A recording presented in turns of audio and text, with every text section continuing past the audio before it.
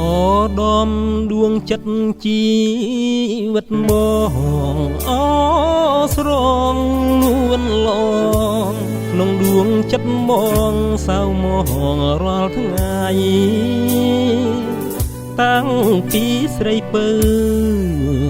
ចាក់ទៅប្រងនៅអាលហើយ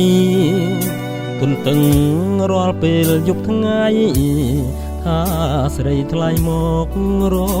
កបងពេលគេញរៀមគេញអបក្តីព្រួយរូបមួយខ្លួនមួយព្រួយអើយសានព្រួយពេកកន្លងចោចាម្នាក់ឯងគ្មានលឺសំលេងឆ្លើយឆ្លងដួងចិត្តអាណិតបងផងព្រោះតែបងនៅស្នេហាវិលវិញណាប្រលឹងអើយប្រុសយំទុកធំឥតស្បើយខ្នល់ខ្នាយកាយពីកាយាពួយយំរកនាងចង់គៀងសួររកជីវ៉ា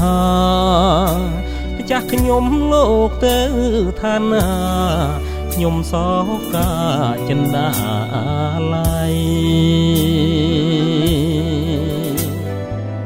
គួរណាស់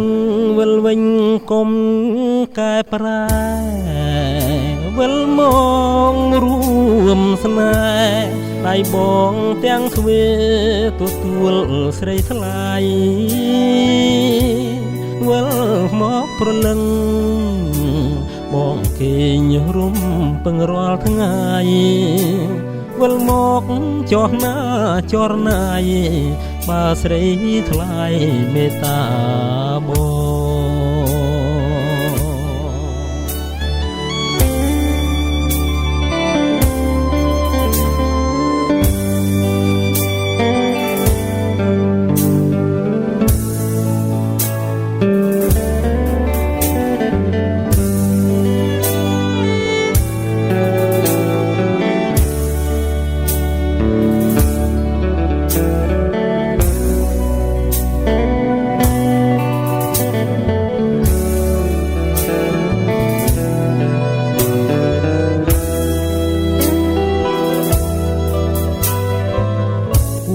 ណាស់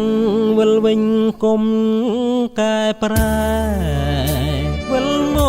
ករួមស្នេហ៍ដៃបងទាំងទ្វេទទួលស្រីថ្លៃវិលមកប្រលឹង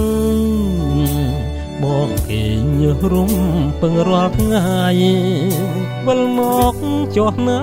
ចរណាយបើស្រីថ្លៃមេត្តា